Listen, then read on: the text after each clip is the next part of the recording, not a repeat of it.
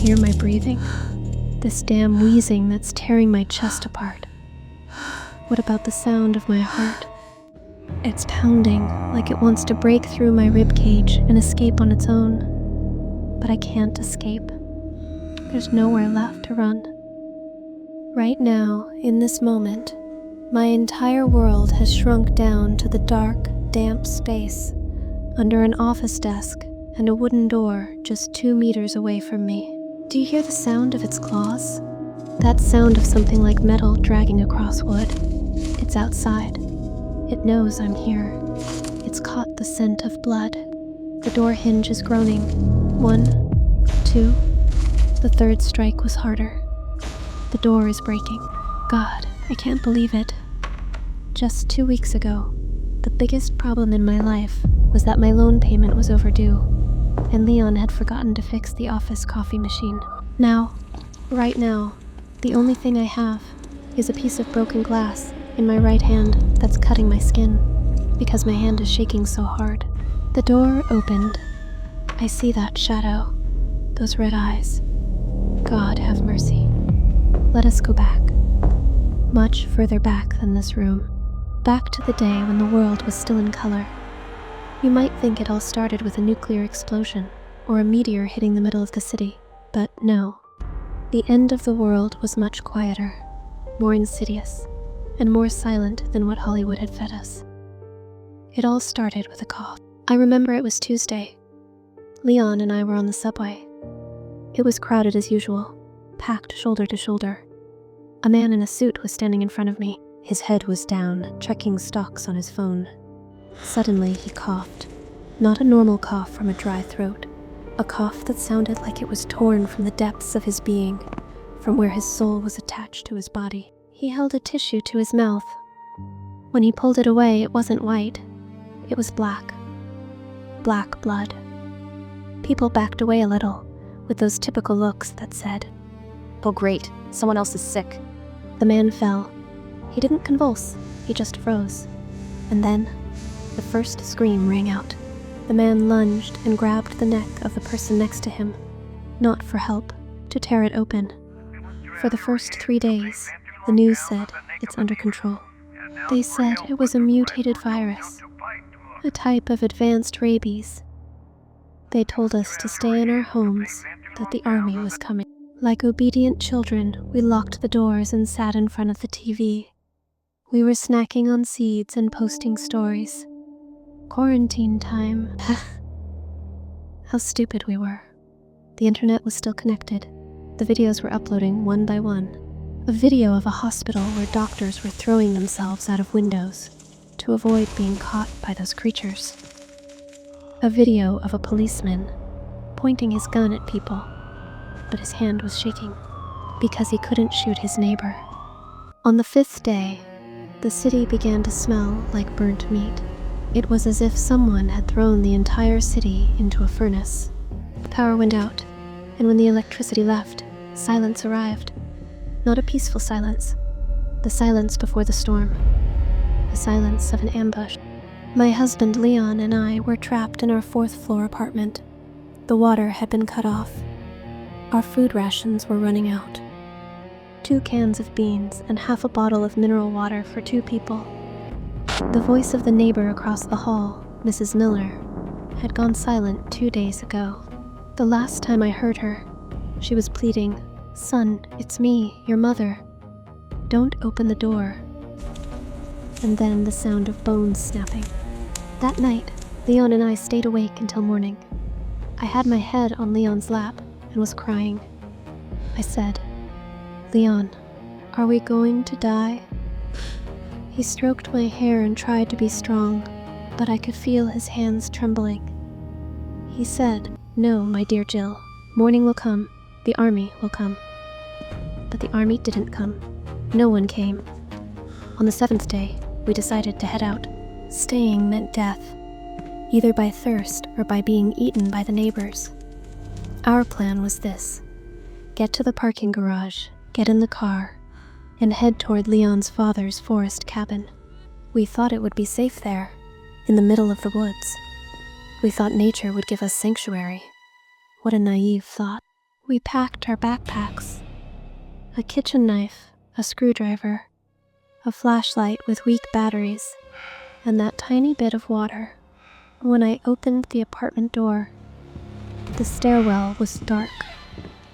The stench was so thick, I could taste it in my mouth. The smell of iron, the smell of clotted blood. The stairs were slimy. I shone the flashlight down. The third-floor landing was a mountain of clothes and flesh. It was the building manager's body, but his head was gone.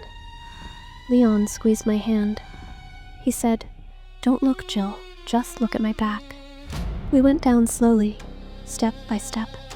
Every shadow took the shape of a monster. Every creak of a door felt like a heart attack. We reached the lobby. The glass entrance door was shattered.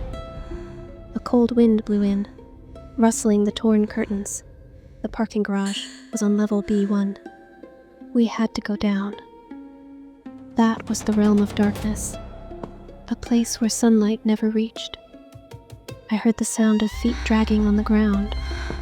Scrape, scrape, scrape, like the sound of a broom on asphalt, but heavier.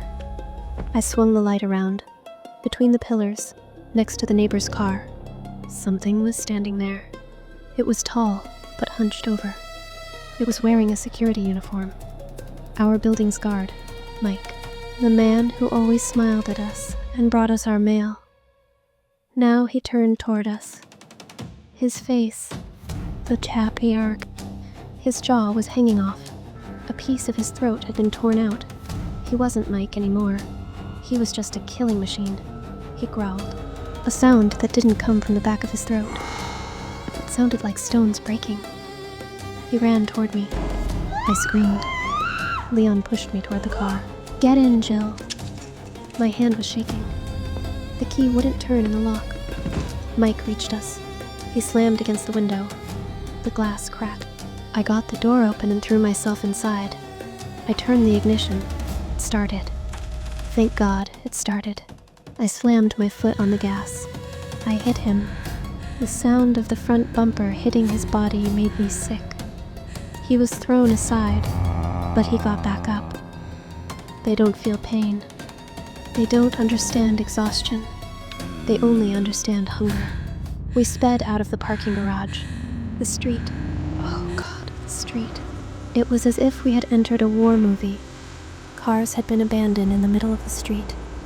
Doors open, lights on. A bus had crashed into a shop window. The ground was covered in shoes. Just shoes. Where were their owners? Unclear. I had to drive onto the sidewalk. Tires crunched glass and belongings. Leon was just staring straight ahead. He was in shock. He didn't speak. He was only taking quick, shallow breaths. We reached the city exit. There was traffic. A deadlock of cars that had tried to escape but got stuck. The road was blocked. We had to get out. This was the most dangerous part of the plan. Walking among all this scrap metal, any piece of which could be a hiding place for one of them. We got out of the car. A heavy silence filled the highway, terrifyingly. Wind howled between cars. I heard a baby crying. It was coming from Jill, a black SUV. Can you hear the sound? Leon stopped. He said, "Jill, do you hear that?" I said, "Leon, leave it. It's a trap. Either the baby's infected, or its parents turned inside." He didn't listen. He couldn't bear it. He headed for the car. The windows were tinted. Leon pressed his face against the glass. I gripped my knife tightly and moved behind him. Leon opened the door. There was a baby, in a car seat, unharmed, crying. But it wasn't alone. Its mother was sitting in the front. She turned around. The seatbelt held her back.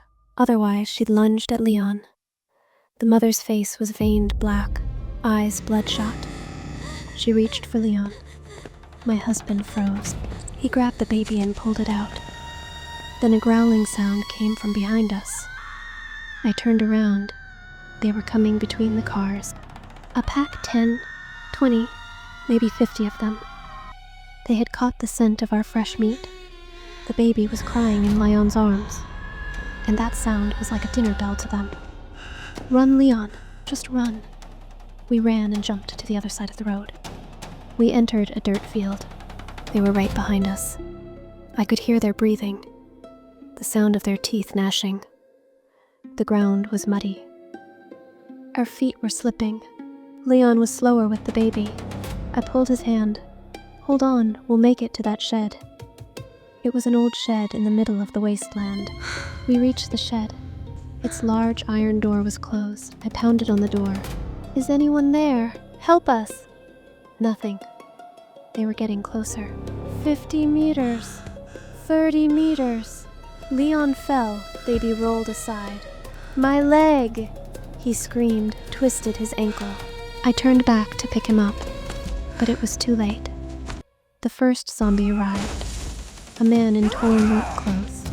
He lunged at Leon. I kicked him in the chest. He was thrown back, but a second jumped. Then a third. Plunged the knife into one's neck. Black blood splattered my face.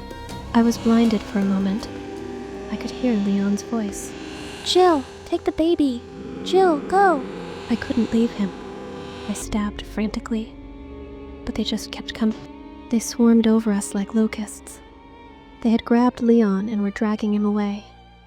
That last look of his, a look that held neither fear nor pain. It was only love and a plea not to let his sacrifice be in vain. Take the baby, Jill.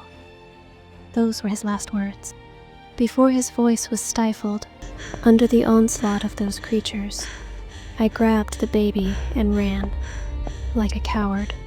I ran like a traitor, hearing the sound of the love of my life being torn to pieces behind me. With every step I took, it felt as if I were aging 1,000 years. I reached a rusty ladder on the side of the shed. I strapped the baby to my back and climbed up. They gathered at the bottom of the wall, reaching their hands upward, like a surging sea of death. I made it onto the roof. I collapsed. I cried. I cried until my tears ran dry. The baby had fallen asleep. Maybe he had passed out from fear. We were on that roof 2 days, under hot sun, no water. Baby grew weak, had to move. Third night, came down. The area had cleared out. I headed into the city's heart. No longer a city, but a graveyard. Now I'm here, in a half-finished office building. 10th floor. I put the baby in a safer room, but got trapped. I was looking for medicine. I was stupid to think I could sneak in quietly. I stepped on glass. The sound echoed through the whole floor. Now, here I am, under this table. The breathing behind the door. No knocking, just death's invitation. The hinge snapped. The door fell. Hallway light spilled in. Their shadow fell over me. One stepped forward. Nurse's uniform, name tag, Jessica. Maybe she was an angel of mercy once. Now she's the angel of death. I'm no longer fighting for my own survival. I'm fighting for that baby I hid 2 floors up. He's the only thing I have left of Leon. The only hope remaining in this filth-ridden world. I grip the glass in my hand tighter. Blood drips from my palm onto the floor. The smell of blood drives them crazy. If I'm dying, let me die with a fight. Let me at least take 1 or 2 of these bastards to hell with me. Maybe I can buy some time. Maybe a miracle will happen and that baby will survive. Come on, you bastards. Come on. If you can still hear me, if anyone's out there, still alive, know that we lost because we realized too late. The real enemy wasn't the virus. It was our pride and division.